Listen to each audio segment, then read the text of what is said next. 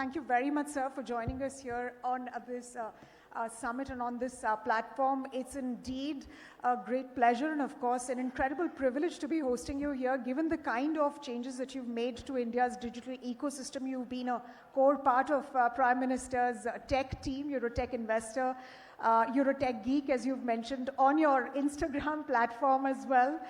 So do hope to learn lots from you and gain a lot of insights from you on India's AI ecosystem and where are we moving.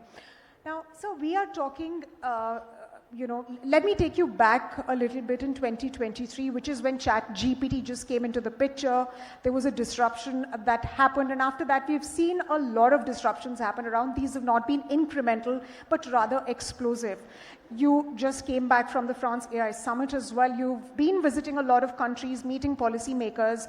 What are some of the key trends, 5 key trends that you really see playing out in the AI ecosystem, and how are they going to impact humanity? So, first of all, thank you for having me, and thank you for that warm welcome. Look, I think it's clear that the world changed, the tech world changed in December 2022. And since 2023, we are living in a completely brand new era or a brand new age, and we can refer to that as AI age. And that started in early 23, and it moved along till we have what is the next big milestone, which is the DeepSeek moment. And if you look at these 2 basic markers in the ground and look at where the conversations are today, I will broadly point you in 3 strands of 3 threads. The first is, of course, the power of AI. And I think your panelists were alluding to it, and I think everybody is aware. There is this huge race on to what we now know as AI, to AGI, to ASI, and singularity. And different people have different views on how fast that will be and how sharp that trajectory will be, but we can safely assume today that AI is accelerating at an unprecedented pace. So that is one trend, and that's one thread that's happening. The second one is about governance of AI, and that is a slightly slower developing thread on what constitutes good AI, what constitutes safe AI, and therefore reciprocally what constitutes bad AI. And the third thread is, again, a conversation that has started slightly belatedly, but is beginning to pick up, which is very relevant for ecosystems like our ecosystem in India, which is, should AI be open source? Should it be closed source? Should it be proprietary? Should it be with few countries, few companies, or should it be something that is much more available, and that therefore you don't have the haves and have-nots in the AI era, in the AI age? So these are broadly 3 conversations that are today strongly growing conversation, but they're all happening at very different velocities. The first one, of course, this mad conversation, almost breathless, excited conversation about what tomorrow will be the breaking news for AI, which is different from today. And that is certainly one that is keeping all of us, everybody, very excited and very engrossed. So we've seen developments happen in the United States. We've seen very many companies, ChatGPT, Google is also having its own model. Then you have Meta's own model. And then you have DeepSeek in China along with Alibaba. India has also announced that it will be coming up with its own AI model. What I want to understand from you is, how is India's approach to developing AI different from what's happening in the rest of the world? So if you really want to get a good sense of what India's approach is, and we are sitting and doing this in Delhi, and Delhi is full of pundits, as you know, and everybody in Delhi has a view on what AI should be. But to get a good sense of India's AI strategy, you need to go back to December 2023, where Prime Minister Narendra Modi ji, when he was inaugurating the Global Partnership for AI, the New Delhi Summit, said very beautifully and almost very lucidly that our approach to AI, India's approach to AI, is to make sure AI solves real problems that confront government, real problems that confront people. So our approach is not about large language models or general purpose models, that the sharp focus of our ecosystem is to build use cases that are built around AI. So what does that mean? It means in AI language, small language models, expert models that will deal with healthcare, that will deal with education, that will deal with agriculture, and are effectively AI layers on the huge amounts of data that we already have in our country for healthcare, education, agriculture, based on our DPIs. So to answer the question, what is India's AI strategy? Look no further than December 23, when the Prime Minister very clearly laid out what our vision for AI is, that we are not in a mad race with the rest of the world for the bragging rights कि मेरा model में 3 trillion parameter है. That's not our game. Our game is really to build models, build foundational and expert models, but models that are directed to solve problems for the people of India, solve problems that will make governance better and more impactful. So, sir, what would you say to some of your political opponents who say that India is late to the AI party? Look, there's an interesting quote by Steve Jobs when a critic, criticized him about his Apple strategy many years ago. He said, "Look, what have you built? Who are you? And what is your background to comment on something that I am doing?" So that is usually what I say to the opposition of India. Look, but on a serious note, here's the bottom line. The AI race, if you want to call it that, is about 2 years old. In one aspect of AI, we are certainly not lagging anybody, which is on AI adoption. AI applications, we are certainly out there in the front with the US, China, and every other country. Yes, I agree that the US and now China are slightly ahead of us in what I call foundational AI. Deep AI, AI research. But this is early days. This is like the first heat of an 8-heat race. And the finals are going to be run a couple of years later. So anybody who assumes that India is not a competitive participant in the AI, emerging AI battlefield or emerging AI competitive landscape is missing the point. We are going to be in it. We are already in it, and we will be very competitive, innovative participants in how the future of AI is shaped. So, sir, let me ask you on that point, because you've been, like I said earlier, you've been a key part of India's, digital economy and how it looks today. You've been the, brains behind some of our key legislations, including the DPDP Act, and of course, mitigating the risk of deep fakes during the Lok Sabha elections in 2024. When you say that these are just early days, in your opinion, what is going to, how will AI really translate into healthcare services, for example, medical services or educational services, and in agriculture? We've seen the kind of revolution that's been brought about by DPI, India's digital public infrastructure, but what will a social infrastructure led by AI look like? No, this is a brilliant question, because I think the real question is, fine, there is all of this buzz about AI and everybody is an expert in AI and everybody knows AI. But what really does it mean to a country? What does it mean to a people? And Satya Nadella 4 or 5 days ago said in a podcast, and I think he summarized it best. And it is very similar to how our Prime Minister has been approaching this. He said, unless AI delivers to you 10 to 20%, 20 basis points of economic growth, as a nation, as an economy, or unless it, as an enterprise, gives you a certain percentage of growth in your top line or improvement in your cost efficiency, unless there is a fiscal impact, a direct financial impact that can be measured, everything else about AI is just buzz. So therefore, I think from our point of view, the social impact will be that we will be able to do, through our expert models and small language models, be able to diagnose, predict healthcare emergencies and healthcare problems faster.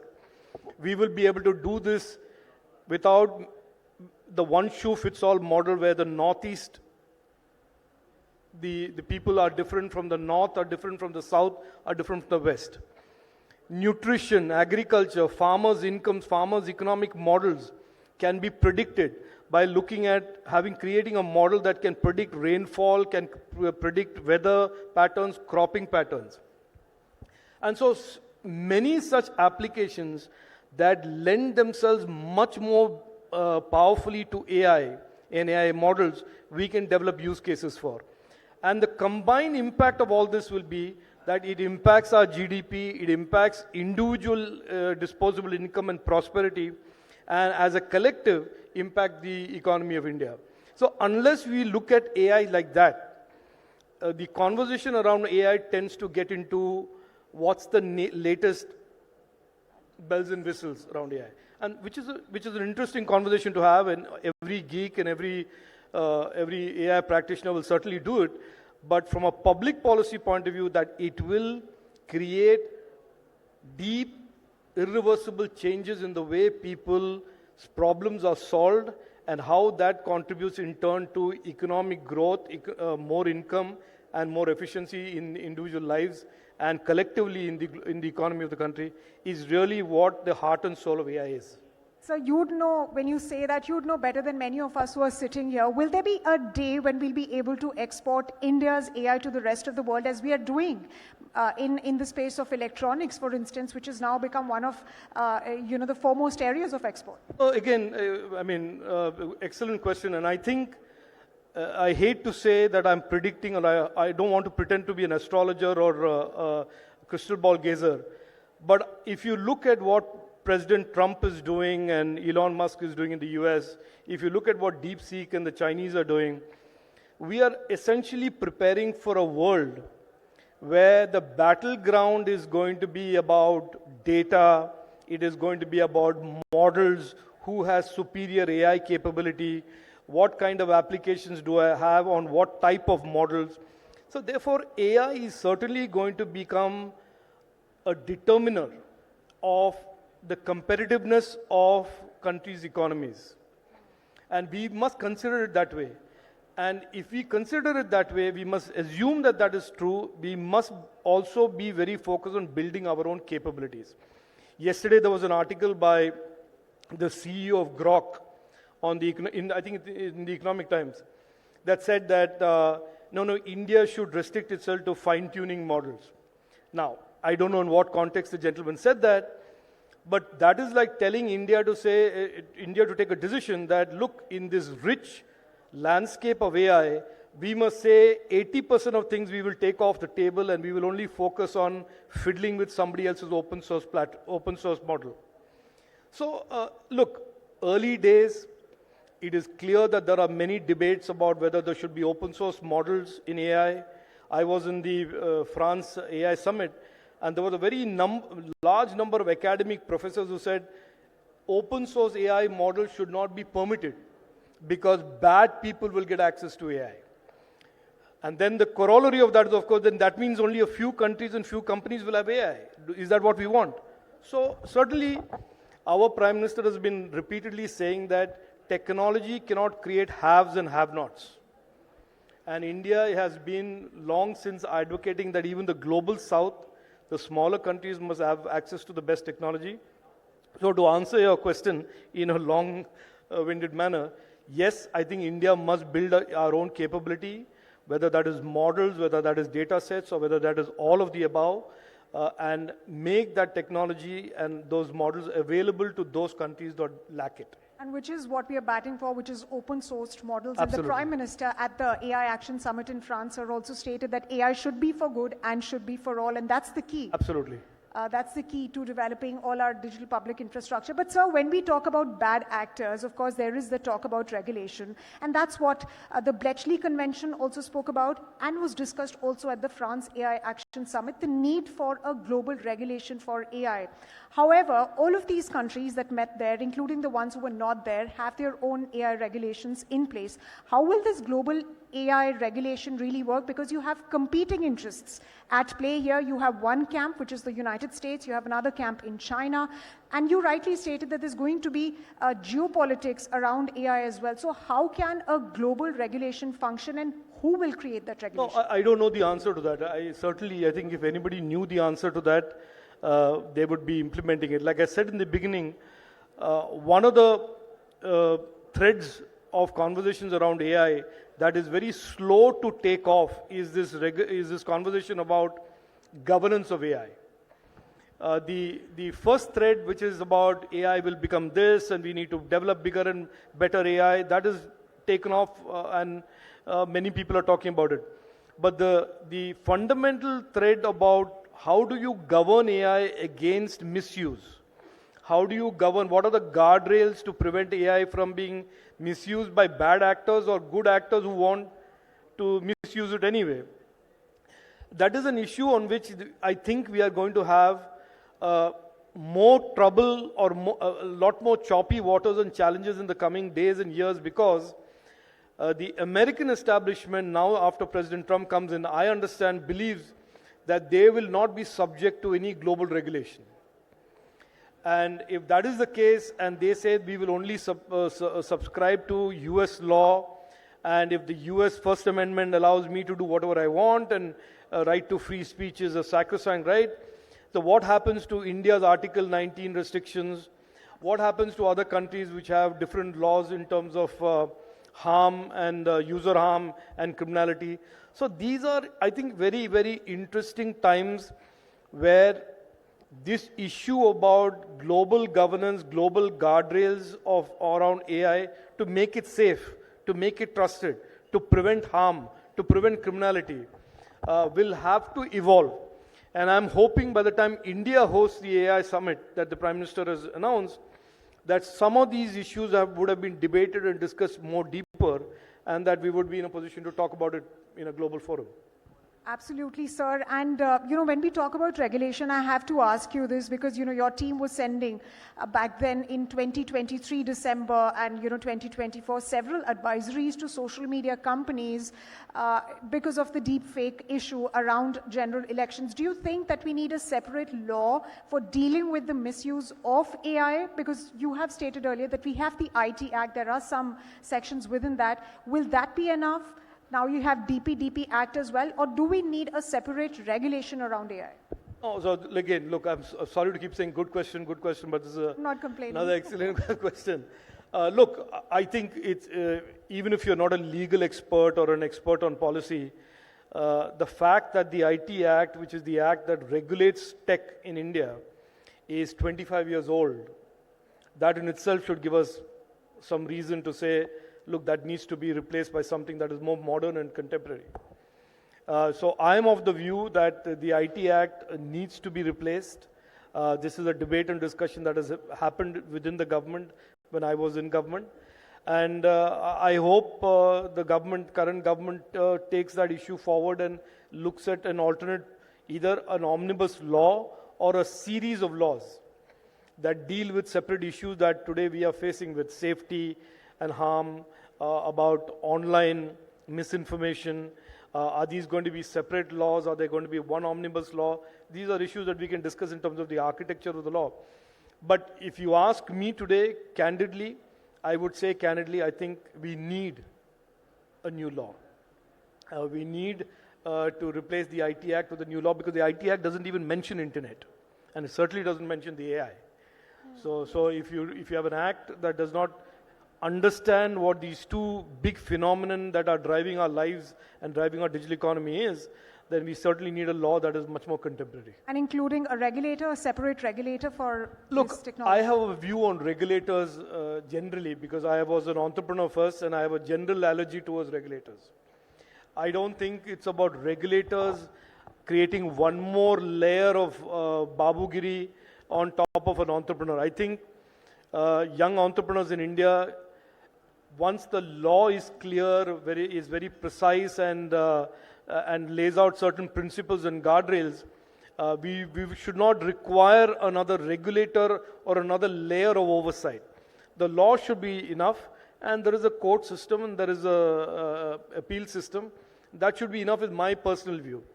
Of course, different people have different views about creating institutions like regulator, but I personally as an individual would not like to create one more institution that a 25-year-old smart young lady or a young boy who's creating an incredible innovation has to go do Shashtang Namaskaram in front of. I don't think that's a great thing to do. So we're not really following the Europe's model so far as over-regulation is concerned. We Yeah. want to give space for innovation as well. So just a final few set of questions, because I can see time's up, but I'm going to take the liberty of asking you the final set of questions as well. And this is essentially on, open AI and of course the TIFF with news publishers as well. This has happened earlier as well with, social media companies when they came into the picture. These AI models are training their data on data that's publicly available, and news publishers are stating that that's a copyright infringement. Correct. Where do you stand on that? No. So it's not a question of where I stand on it. I think this is again an area in the law that needs to be, it's a gap that needs to be addressed by this new law, whatever the new law looks like. Because today, while we have DPDP, an act that deals with personal data, we don't have anything in the law books that deals with your data that may be personal or non-personal that is put on the public internet for consumption. How does it give anybody the right to scrape that data and train their model with that data and not compensate you for it or not attribute? So I think there is a broader issue, which is, does the internet represent a free-for-all in terms of those who want to scrape it and train their models without attribution, without financial compensation? My view is that no. Just because it is my data and it's available publicly does not give you the right to use that data for purposes, commercial purposes of yours. And I think it's a simple principle. If I worked very hard to create some content and I put it on the open internet for people to consume, it doesn't mean that person who consumes it for his individual entertainment or individual consumption can then in turn take that without attributing it to me, without giving me compensation, and use it to train some model of his or platform of his. So that I think is wrong. And this case that has been filed in India as well as in New York by the New York Times is going to be certainly clearly defining the boundaries around it and the do's and don'ts around these models vis-a-vis the public internet. Absolutely. And sir, there's been selectivism on part of these AI companies because they've struck partnerships with other media companies. However, they continue to scrape data. One final question, and this I have to ask you on the semiconductor ecosystem. We had the phase 1 of the scheme. We saw brilliant results. 5 semiconductor companies are now in the process of setting up plants.